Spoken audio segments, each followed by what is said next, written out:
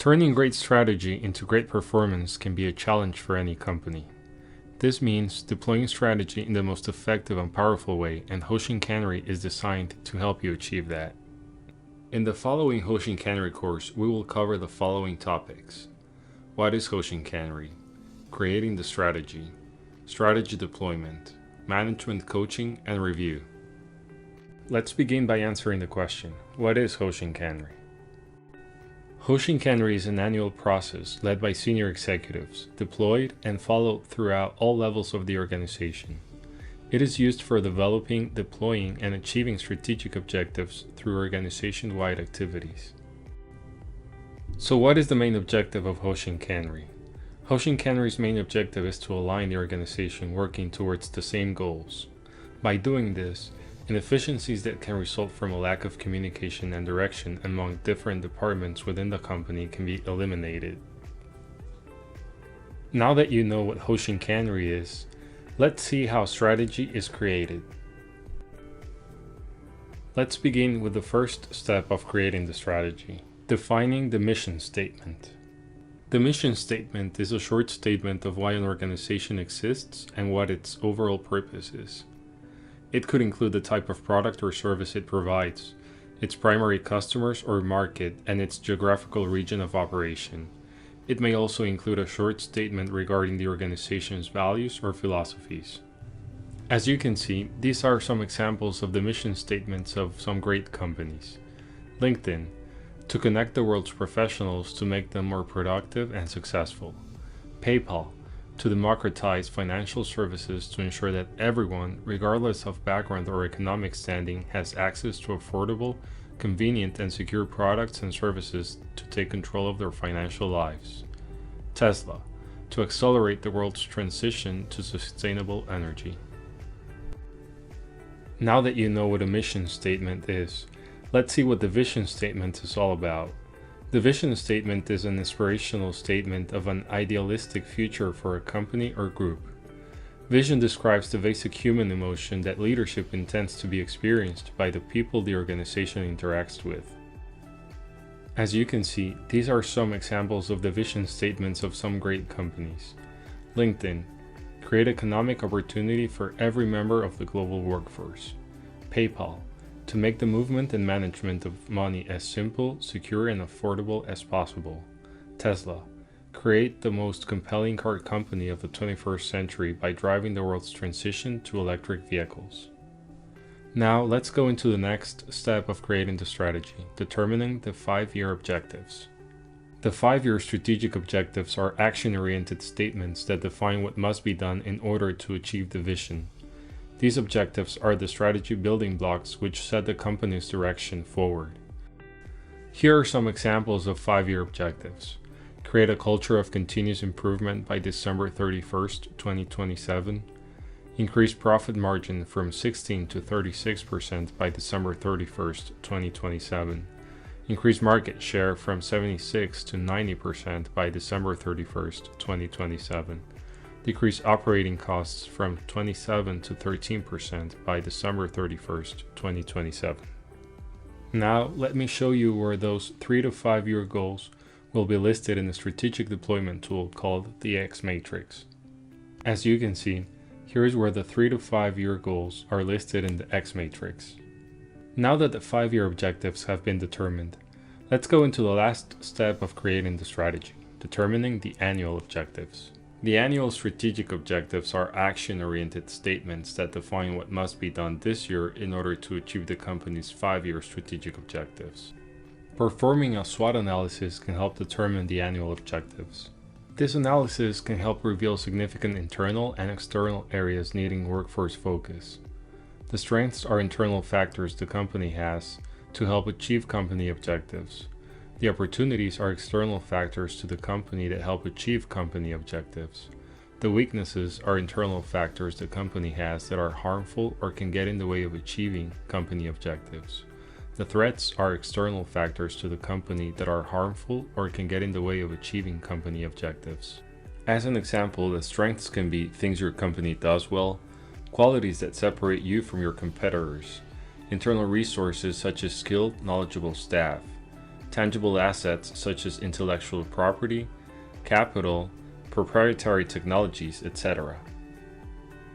As an example, weaknesses can be things your company lacks, things your competitors do better than you, resource limitations, unclear unique selling proposition.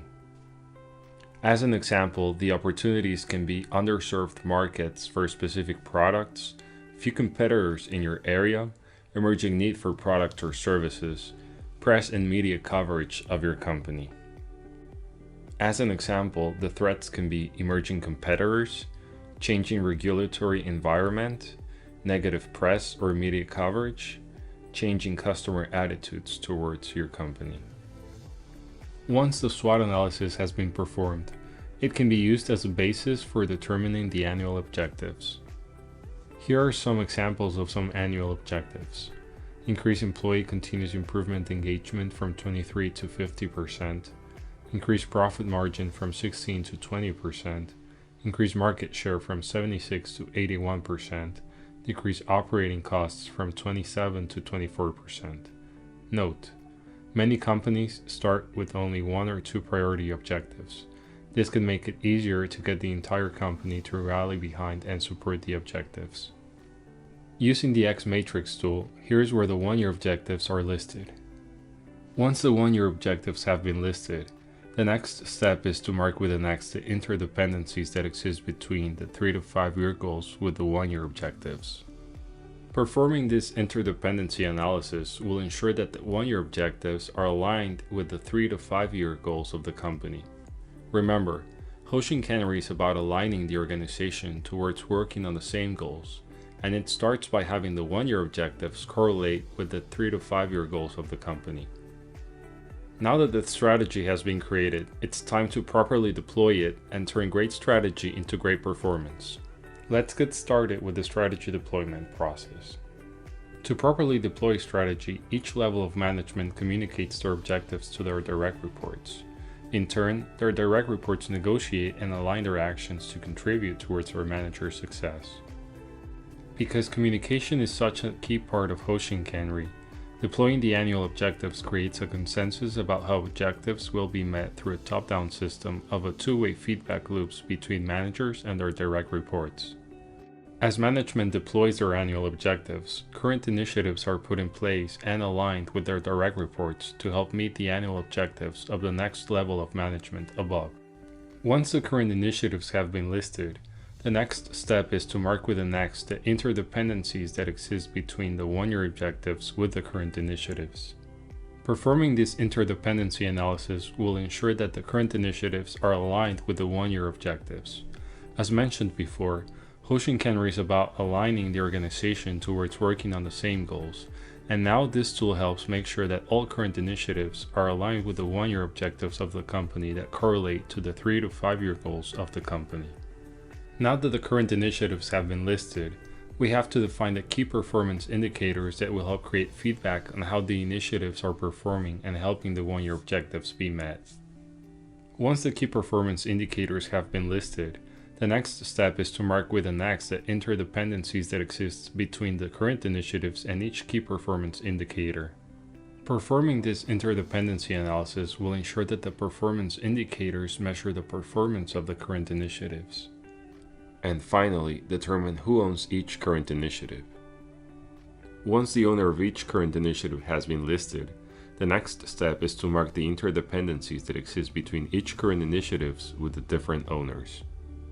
However, in this case, an R is used to indicate the owner responsible for the current initiative, and an S is used to indicate the owner who supports the current initiative.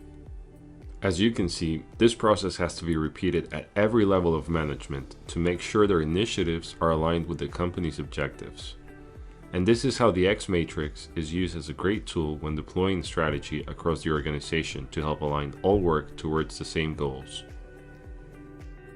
Once the strategy has been deployed, let's now see how management will coach and review the strategy deployment. As the workforce focuses on annual objectives, management needs to coach and review the progress of the annual objectives. Let's begin with the top and middle management coaching and review. For top and middle management coaching and review, We recommend using objective questions to help create a feedback loop on the evaluated annual objectives at a recommended frequency of twice per month. As an example, top and middle management coaching and review starts by having the top management ask middle management what their objectives are, including the current and target condition. Then, it is important to find out if the objectives are on track or falling behind. If objectives are falling behind, middle management should explain what exactly caused the objectives to be falling behind. In addition to the cause, middle management should explain the countermeasure details related on how the issue is going to be resolved. Once all problems related to meeting the objectives have been discussed, it is time to look forward. This is done by having top management offer support and ask the middle management if their direct reports are providing the support they need to meet their objectives. The top and middle management coaching and review will provide performance feedback on the current situation of the annual objectives and a way to countermeasure any undesired results before it's too late. Now let's go into the next level of management and see how middle and frontline management coaching and review is performed. In order for middle and frontline management coaching and review to happen effectively, frontline management should always have indicators regarding the performance of their value streams. So let's first start by defining what a value stream is. A value stream is the evolution of value creation from the customer needing a product or service to the customer receiving a product or service.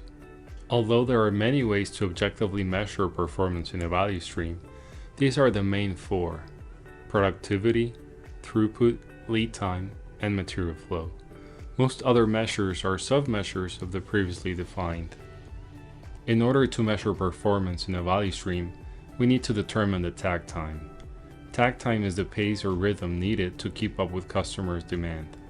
In other words, the process cycle time needs to be performed at this pace or quicker. Another critical measurement is cycle time. Cycle time is the actual time a process takes to complete an entire process cycle. Said differently, cycle time is the actual time a process takes to complete all its process steps. Cycle time must be equal to or less than takt time in order to keep up with customer demand. Another measurement of the value stream is the WIP or work in process, which is the number of widgets or services currently in the value stream.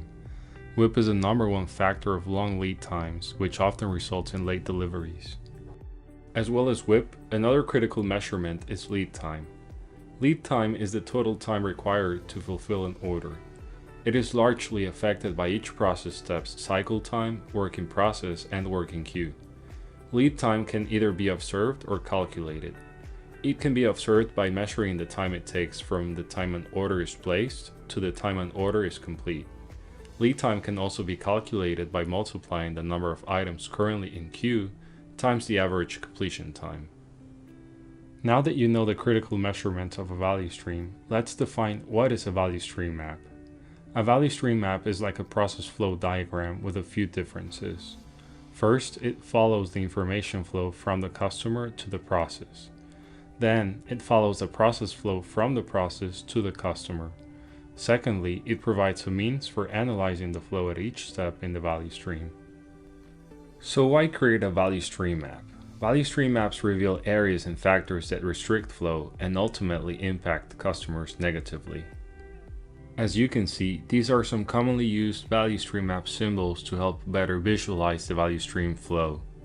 Although these symbols are helpful in being able to understand the value stream flow, the data collected in the critical steps are the most important part. It is these data collection points that allow us to effectively analyze flow. Now, let's take a look into how to create a value stream map. The first step is to map out the process, starting with the information flow from the customer to the process. Then, from the process, each process step back to the customer. Then, identify which steps are potentially restricting process flow. After the steps that are potentially restricting process flow have been identified, the next step is to determine what data needs to be collected in those process steps. Then, the next step is to find out where this data can be gathered in the process. Once you know where you can gather the data, the next step is to identify what is the most efficient method of gathering the data. After identifying what is the most efficient method of gathering the data, it's time to implement the data collection plan. Using the tag time and data collection worksheet found in the workbook that we provide, you can collect critical data needed for each process step. Once the required data has been collected, the next step is to perform a lean assessment for each data collection point. Using the value stream analysis worksheet found in the workbook that we provide, you can analyze the process steps' output productivity, throughput, and lead time. And finally, for each process step, determine the significant factors that are restricting flow. From the value stream analysis worksheet found in the workbook that we provide, you can change the target condition to better understand the impact the specific changes would have on the process step's output flow. Once the value stream map has been analyzed, there can be an objective middle and frontline management coaching and review based on the performance of the value stream. With a value stream map analysis in place, frontline management can answer these questions asked by middle management. As needed, middle management can ask the following questions to frontline management. What are your current objectives? Has the required value stream data been collected? Has the value stream been fully analyzed? What improvement opportunities have been identified? Now, let's take a look at the questions that should be asked on a weekly basis. Is your team focusing on the opportunities identified? Does your team have time to focus on opportunities daily? And the final question, is there anything I can do to help you? The middle and frontline management coaching and review will provide performance feedback on the current situation of the value streams and a way to always have the workforce focusing on improvement activities to help meet annual objectives. To deploy strategy effectively, these feedback mechanisms are put in place at all management level to ensure proper follow-up on the performance of the actual work being done to meet the strategic objectives. With this last piece in place, Hoshin Kanri allows us to turn great strategy into great performance. Congratulations on finishing this powerful training. If you're enrolled in our certification program, click on the Final Exam button when you're ready. Once we receive your exam results, our team will schedule a live workshop to combine hands-on experience with your newly acquired academic skill set. Once the exam and hands-on workshop are complete, our team will provide you with an internationally recognized certification. If you're not yet enrolled in our certification program and would like to be, click the I Want to Get Certified button.